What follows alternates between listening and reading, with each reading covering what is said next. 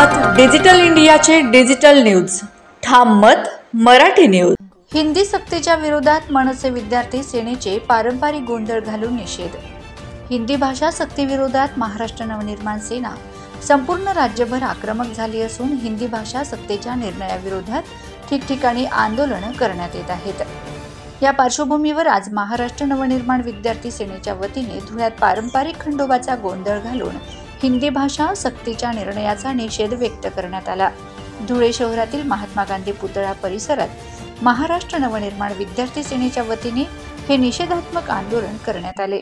हिंदी भाषासाठीचा निर्णय घेणारे महाराष्ट्र सरकार हे षंड सरकार असल्याचा आरोप यावेळी महाराष्ट्र नवनिर्माण विद्यार्थी सेनेने केला आहे। ठाम मत मराठी न्यूजसाठी सोपान देसले, धुळे।